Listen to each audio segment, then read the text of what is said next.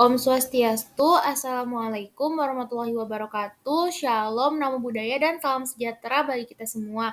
Selamat pagi, selamat siang, dan selamat malam bagi teman-teman yang sedang menonton video ini. Kali ini saya akan menjelaskan suatu materi dari mata kuliah Manajemen dan Kesehatan Babi. Em, dengan dosen pengampu Profesor Dr. Hewan Inengah Kertabesung MSI, yaitu salah satu materinya adalah cara penanganan kelahiran anak babi. Sebelum itu, perkenalkan nama saya Febiana Ninta Putri Sembiring dengan NIM 22095 11084 dari kelas B. Nah, jadi teman-teman akan bahas apa sih kita di materi kali ini. Jadi yang pertama adalah pendahuluan. Nah, di pendahuluan ini kita akan sedikit menjelaskan tentang mengenai induk babi ketika mereka akan melahirkan. Setelah itu kita akan melanjutkan dengan proses kelahiran, yaitu ada 3 tahap, yaitu persiapan, pembukaan, juga yang terakhir adalah pelepasan. Lalu setelah terjadinya kelahiran, apa sih yang akan kita lakukan? Nah, dan yang terakhir adalah kita akan membacakan kesimpulan. Nah, untuk pendahuluan ini kita akan membahas berapa lama sih masa kebuntingan dari induk babi itu sendiri, yaitu adalah 115 hari. Nah, untuk di peternakan modern biasanya mereka itu mencatat masa kebuntingan induk babi. Akan tetapi untuk peternakan tradisional itu tidak dicatat masa kebuntingannya, tetapi mereka lebih melihat kepada tanda-tanda ketika induk babi itu akan melahirkan, seperti gelisah dan penurunan nafsu makan.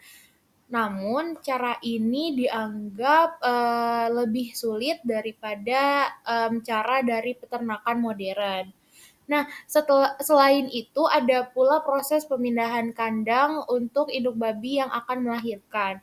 Untuk babi yang baru melahirkan, pertama kali itu kita akan memindahkan mereka ke kandang yang baru itu kurang lebih 1 minggu sebelum mereka melahirkan. Agar apa? Agar mereka bisa beradaptasi terlebih dahulu. Nah, sedangkan untuk babi yang sudah biasa dan sudah pernah, itu kita akan pindahkan mereka 2 sampai 3 hari sebelum proses melahirkan.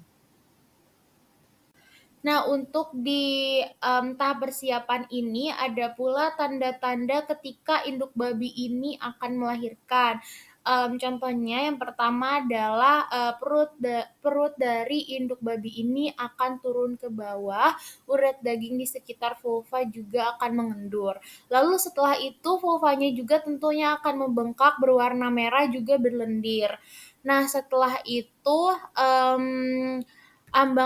ambing mengeras, puting berwarna kebiruan, juga nafsu makan akan turun. Setelah itu induk dari babi ini mulai mengumpulkan sarang, dan yang terakhir air susunya juga akan keluar kurang dari 12 jam sebelum mereka melahirkan. Nah, pada tahap pembukaan tentunya induk akan mengalami kontraksi rahim, yaitu posisi ketika janin itu mendekati rahim. Perutnya akan turun, tubuhnya memanjang, serviksnya juga terbuka. Untuk apa? Untuk mempermudah babynya keluar. Nah, kalau misalnya tidak terbuka itu justru akan mempersulit. Nah, lalu ada pula tanda-tandanya seperti induk babi ini nampak gelisah, tidurnya berdiri, dan memukulkan ekor atau menghentakkan kakinya. Lalu setelah itu 6 jam sebelum melahirkan, induk babi ini sering berbaring dan tidak mau makan. Dan yang terakhir adalah induk babi ini sebentar-sebentar buang air kecil atau sering buang air kecilnya. Nah, pada tahap pelepasan ini prosesnya berlangsung kisaran 1 sampai 12 jam. ketika lebih dari 12 jam, maka kemungkinan adanya kelainan.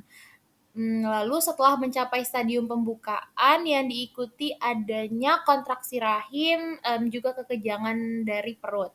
Janin tentunya juga akan terdorong keluar dan babi yang sedang melahirkan diharuskan selalu dalam posisi berbaring. Nah, apabila penundaan dari kelahiran disebabkan kekurangan hormonal, maka perlu diinjeksi oksitosin atau jenis obat lain dengan aktivitas oksitosin.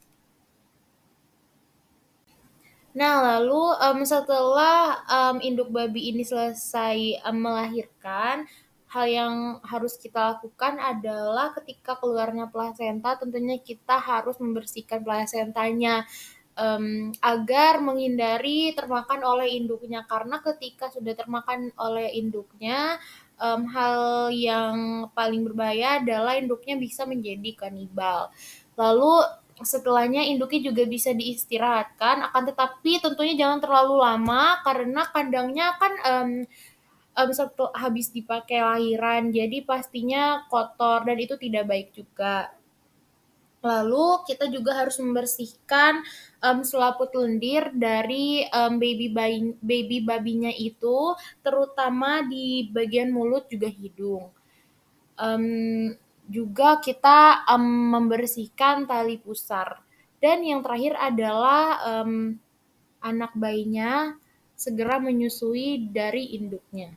Nah, untuk anak babi ini sendiri dikatakan ketika mereka berusia 3 sampai 10 hari itu dikatakan sebagai masa paling kritis. Nah, sebaiknya kita juga memberikan lampu sebagai penghangat juga untuk memberikan rasa tenang kepada si baby babi ini. Lalu di usia yang 3 sampai 10 hari ini juga banyak anak babi yang tertindih induknya. Lalu anak babi ini juga kebanyakan ada yang lemas dan mati dikarenakan induk babi ini tidak bisa mengeluarkan air susu yang dinamakan sebagai mastitis metritis agalactiae. Nah, lalu bagaimana sih ketika si bayi dari babi ini kehilangan induknya? Jadi langkah pertama yang bisa kita lakukan adalah memberikan susu formula. Akan tetapi hal ini sering gagal dikarenakan tentunya susu formula tidak mengandung kolostrum yang anak babi bisa dapatkan dari air susu ibunya. Lalu yang kedua, anak babi ini bisa kita titipkan nih pada induk lain.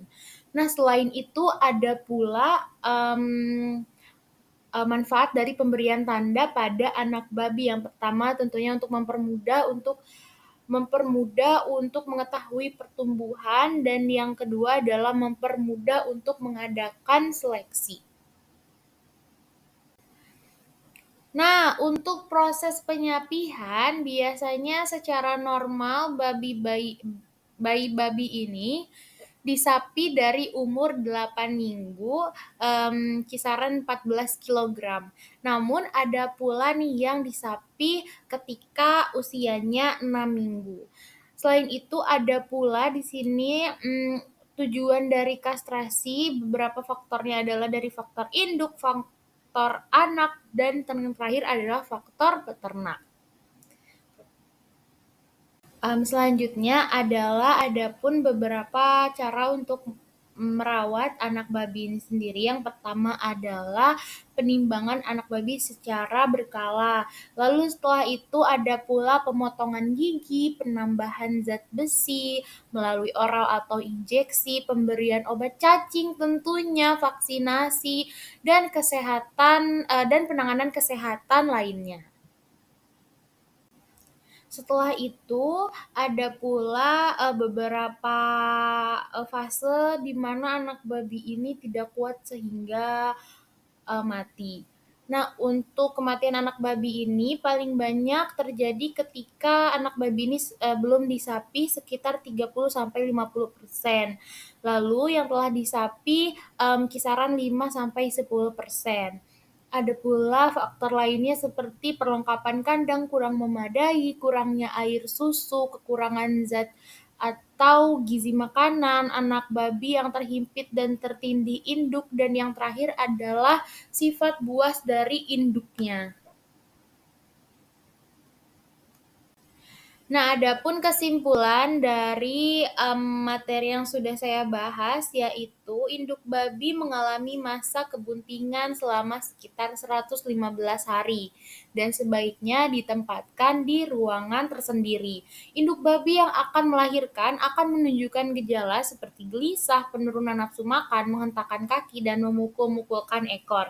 Ada 3 tahapan dalam proses kelahiran babi yang normal, yaitu tahap persiapan, tahap pembukaan, dan juga tahap pelepasan. Setelah anak babi lahir, segera lakukan penanganan seperti membersihkan selaput lendir, memotong tali pusar, juga disusui oleh induknya, dan memberikan tanda pada anak babi tersebut.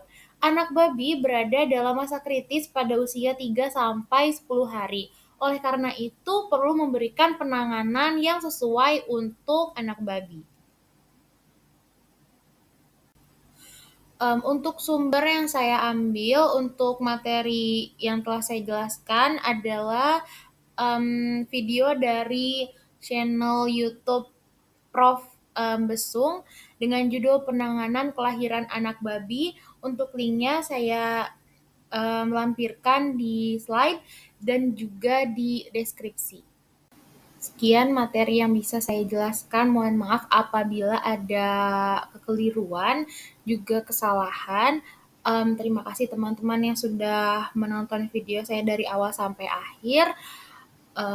Wassalamualaikum warahmatullahi wabarakatuh. Shalom, nama budaya, dan salam sejahtera bagi kita semua. Om Santi Santi Santi Om. Sampai jumpa lagi teman-teman. Dadah.